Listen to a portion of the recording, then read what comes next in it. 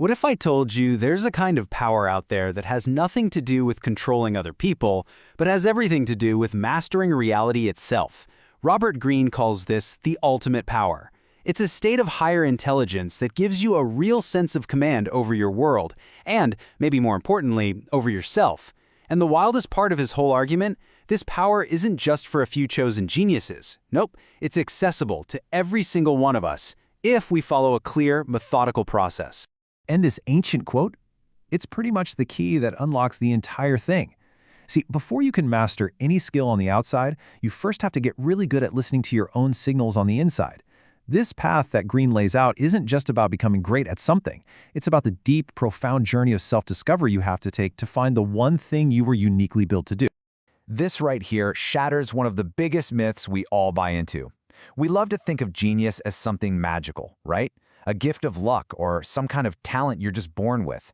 But Greene argues that's just a comforting fantasy. The reality of mastery isn't magic. It's a method.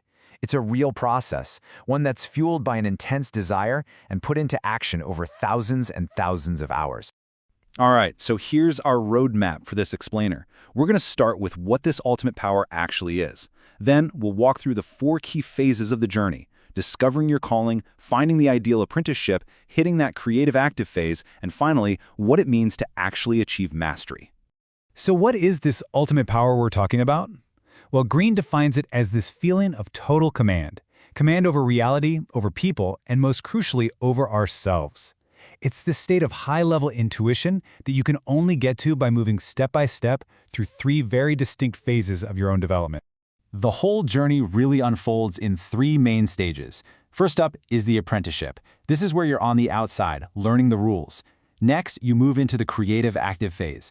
Now you're getting inside the machine and you start to play with those rules. And finally, you reach mastery. This is where you understand the rules so deeply that you can be the one to actually rewrite them. Okay, so the entire path starts, not with some big action, but with a journey inward. Before you can even think about committing thousands of hours to a craft, you absolutely have to connect with what Greene calls your life's task, that primal inner force that's trying to guide you toward what you are uniquely meant to do. This is the fundamental question, isn't it? Greene's whole idea is built on this radical premise that every single one of us is born with a unique inclination, a calling.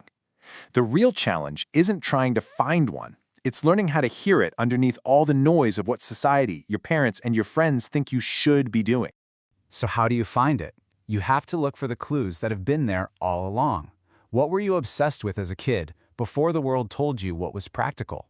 What subjects just fill you with a deep sense of wonder? You have to listen for that quiet inner voice that gives you a little spark of excitement, the one that tells you, yeah, this just feels right. That's your compass. So once you have that direction, that compass point, you enter what Greene says is the most critical phase of your entire life, the apprenticeship.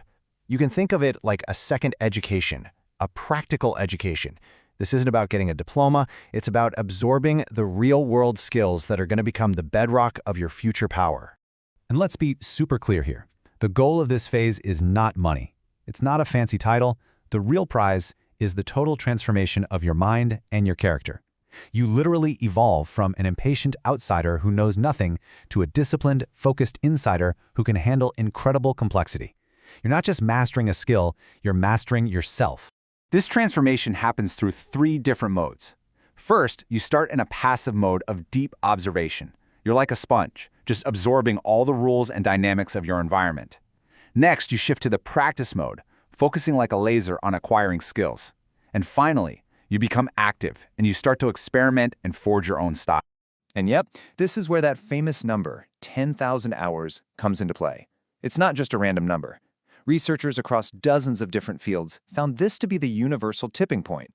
It's roughly the amount of time it takes to physically create new pathways in your brain, to hardwire complex skills so deep into your nervous system that they become second nature.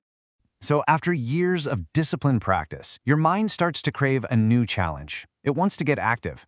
This is the creative active phase, that thrilling moment when you stop just absorbing knowledge and you start creating something new, something that is uniquely your own. This all leads to what Greene calls the dimensional mind. You've mastered the basics, so now your mind is finally free.